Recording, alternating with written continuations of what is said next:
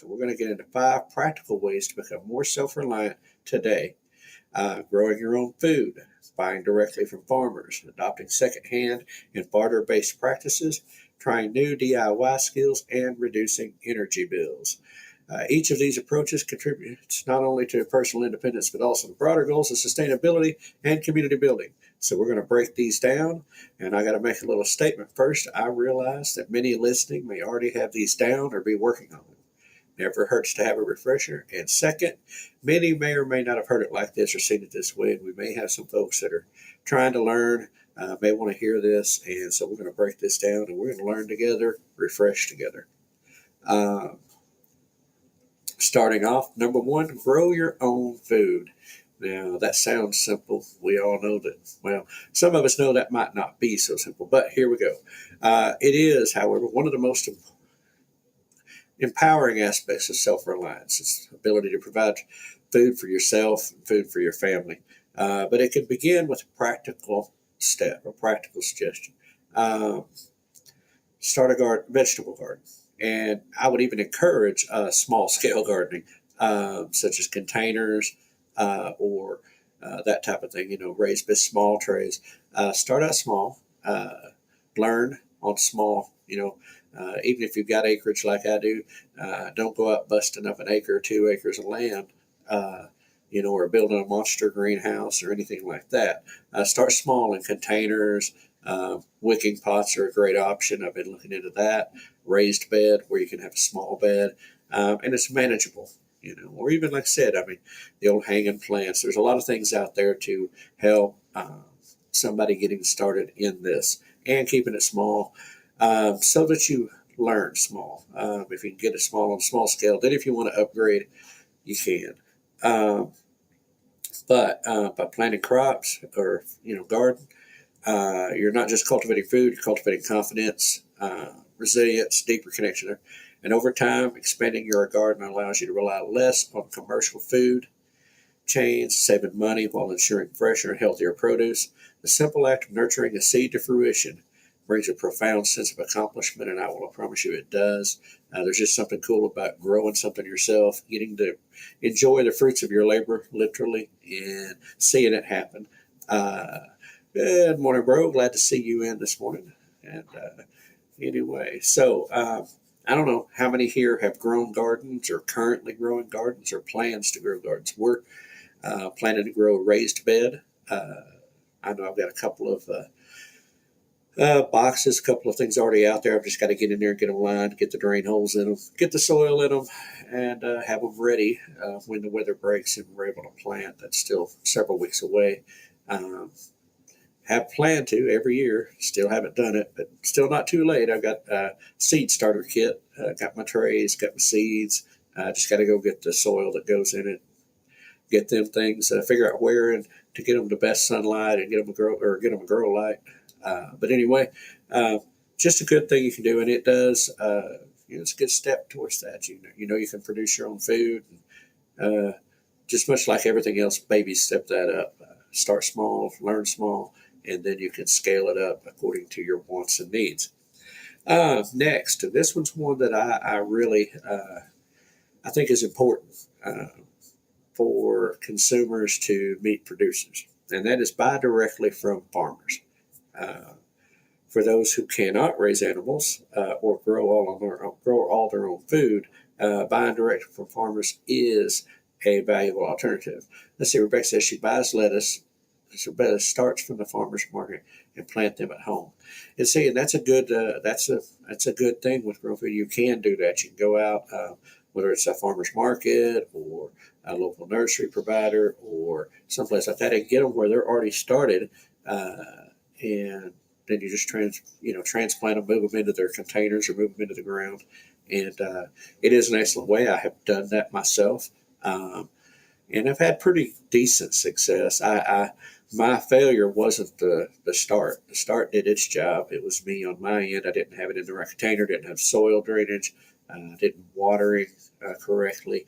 A lot of mistakes I learned in the food business over the last couple of years, and documented some of it on earlier videos. And we may try to document again this year and see if the third time is a charm. I grew a garden back in the, man, I guess mid 2000s, 2005, 6, 7 area, and had pretty good success with that. Had a lot of stuff, and so it can be done. I did raised bed, uh, you know, and the cucumbers. I did squash.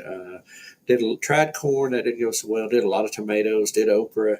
Uh, and oh, Joe, you like the microgreens? I've seen that. I've watched videos on it. And I've seen it. And I think it's a pretty neat little thing, especially like you said, to be able to grow year round. And I know a lot of people have had success with that. So yeah, definitely something that could be included into the option, especially if space is an issue. Um, you know, but yeah, that microgreens thing is pretty cool. What I've seen of it, haven't done it yet, but it's pretty cool. Um, so uh, anyway, buying directly from farmers, particularly raising animals. You want some beef, you want some. Good morning, Janae. Glad to have you in with us. For those who you don't live where you can raise animals, or you're not able to raise animals, buying directly from farmers is awesome. It's a practice that strengthens local economies. You can support small scale producers and get high quality food compared to the mass produced alternatives or the factory alternatives. Um, Eggs, meat, dairy sourced directly from farms are fresher, ethically produced, more often than not, more nutritious. And not to mention, this is the best part, build relationships with local farmers, lead to deeper community ties, and access to insights about sustainable practices. Additionally, this approach aligns with the idea of self-reliance. It decreases dependence on industrial food systems. And that, for my brother and I, that's a big part of our thing, is breaking the links out of the chain, getting closer to your food. The less distance between you and your food, the more sustainable that is, the more independent that is, more self-reliant that is. Um, and I'll add in farmers markets, as was already mentioned, pharmacies, where and that's with an FAR pharmacies, because there you not only can get locally grown products, but then a lot of times you get herbal medicines and things of that nature. Much like a pharmacy bar to table up in Ochaleta, Oklahoma, with our friend Bridget Nichols, which is essentially a farm hub, pharmacy type thing. And of course, farm hub is a place where local farmers bring their products to what is essentially a store, and somebody handles the selling. It's kind of like having a booth at a resale shop or whatever. You take care of that, you provide that, and then there's that person that conducts business day to day. Um, and then, of course, farm to market direct stores. I would put all these in those categories. Uh, there's one local to me, and again, they get their products within a certain radius of where their store is. They check the people out, et cetera, and then they take orders online. They deliver. There's a lot of things like that, or you can go by and pick up, and they've got hours. And so, I mean, there's options out there, and if there's not one, be that change. And so, those are some areas where you can shop local, getting things like meat, eggs, dairy that you may not be able to raise or grow yourself, and I think that's super important in that. Number three, embrace secondhand shopping and bartering. This one's near and dear to me. But anyway, we adapt how we acquire goods. Adapting how we acquire goods play a crucial role in reducing reliance on external income, as well as dependence entirely upon the whole chain. And I wholly encourage buying secondhand items and engaging in bartering. These practices extend the life cycle of products, minimize waste, and cut costs significantly. Reuse, repurpose, and recycle. That's what I'm huge on that. It's something that I practice myself. Uh, and I mean, everything from furniture, clothing, tools, appliances, you name it. Secondhand shopping offers quality and variety without the environmental burden of new production. So it's even environmentally friendly. Bartering fosters a sense of interdependence and reciprocity. One of them words, reciprocity. Anyway, yeah, back and forth among neighbors creates a more cooperative community. Together, these practices demonstrate sustainability and savings go hand in hand. I can promise you that it does. My wife and I thrift shop regularly. She resells online, so I mean we're always going. But we've agreed that buying new clothing is ridiculous. Absolutely, it's a waste of money. We can get great name brand and even designer clothes for a fraction of the cost of going to get a new. Now, I will say that socks and underwear are not on the list of things I buy secondhand. Ew, no, not happening. Uh, that's something I'm just like, no. There's some things you just ain't going to buy secondhand. Uh, but I love doing it. I mean, and it is the American way. And it's you can trade out. You can say, I love Facebook Marketplace. It's I do a lot of stuff. Looking through there. Like I said, we resell online. We go to the a lot of the thrift stores and estate sales and auctions and things of that nature. That's just very few things do I buy brand new. Uh, that's just how I am. Some things you have to, but a lot of things you can get by perfectly fine. Recycle, reuse, and repurpose.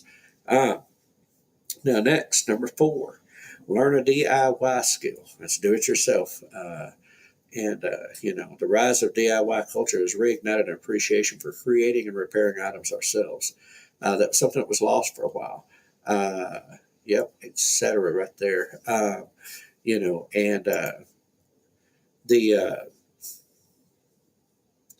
thanks to YouTube University, videos being out there about how to do just about everything, there has been a resurgence uh, in that. There was a period of time where we didn't fix anything. We just threw it away and replaced it. It was throwaway culture. They even got into cars. They had cars so cheap. It runs, it dies, it's cheaper. Just go get another one. And that was all designed by purpose, by the way. But anyway, the so I mean, sewing clothes, crafting furniture, making household cleaning products, learning a new skill, DIY skill. One, it reduces the need for mass-produced items. But I would suggest start with a single project. Uh, Work your way up to bigger projects, like renovating your own house, like I'm doing. Uh, it's a manageable way to build confidence and competence. DIY projects provide opportunities to express your creativity and problem solving skills. It makes it you can make it your own, especially if you're doing something and it's for you. Uh, Doing those DIYs, you can put your flavor and your taste in it. It's not just what everybody. So it can kind of, as I say, is custom. It cultivates a sense of resourcefulness, essential for self-reliance. Taking things, I got a trailer full of it was going to be thrown away. Wood and materials and stuff out there is, it's not perfect for everything, but I've got a lot of uses for it, and I have used some of it already, and that's the way to go. Anyway, because it's all about essential resourcefulness, essential self-reliance. Over time, these skills can and will expand into profitable side hustles and deeper homesteading endeavors. Um, and that's a huge skill to be able to do that. Now, this last one takes a little. It's not a hard thing, but it takes a little discipline, and that is reduce your energy bills. Uh, Reducing dependency on traditional energy providers is an impactful step towards self-sufficiency. And while your ultimate goal may be living off-grid, Chris, Dodge, Ranchi, people I know that do it anyway. Uh, or even installing solar panels. My best advice to give you is start with a more accessible starting point, such as um, insulating your home if it's not, using storm windows if you got old windows, replacing windows, which ain't cheap, but it pays for itself in the long run. And this one is perhaps the best, adjusting your thermostat. Um, Turning the lights off when you're not in a room.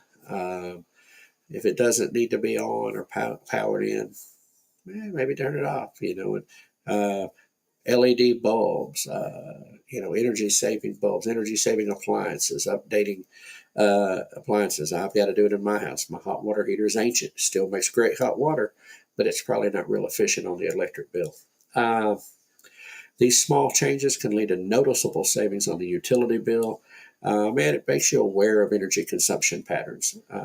I watch my utility bill comes in every month, and it'll show me last month, it'll show me a year ago on the same month how many kilowatt hours I used. And I can see the ups and downs. And like right now through the winter, I know I'm going to have a high electric bill.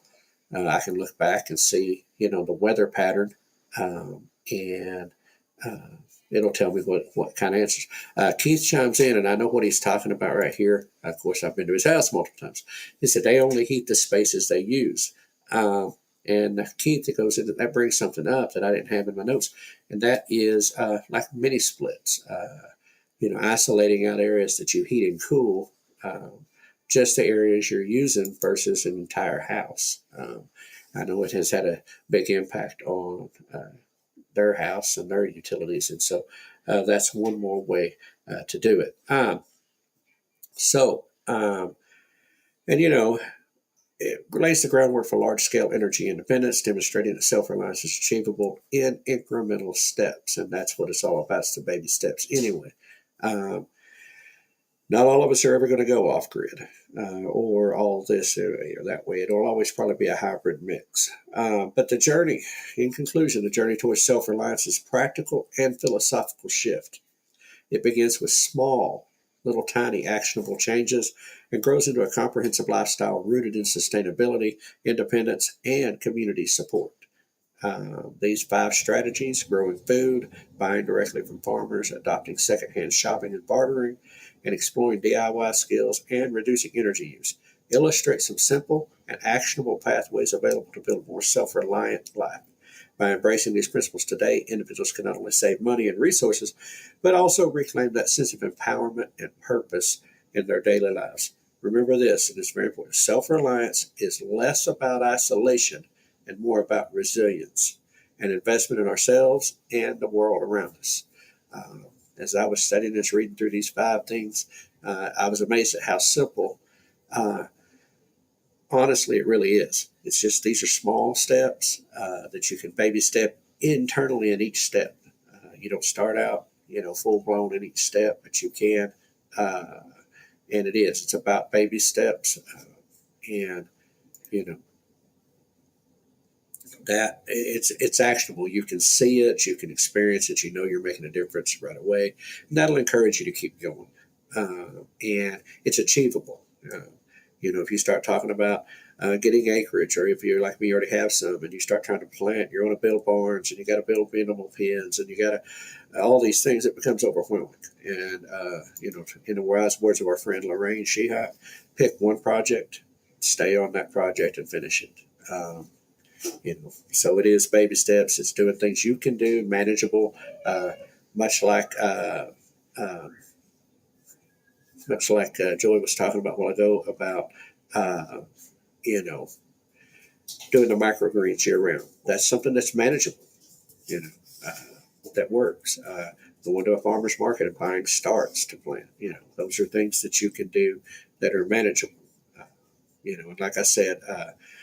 Just adjusting your electric being, just watching your thermostat. Don't heat it up too hot or bring it down too cold. I keep mine typically 70 to 73 degrees. It's typically where I keep it in my house. Doesn't move a whole lot. It's not real big. I'm not trying to overcool or overheat. And that helps. Turning the lights off, like I said. Little things on electric bills. Same thing with water, etc. Only use what you need. Those things all matter.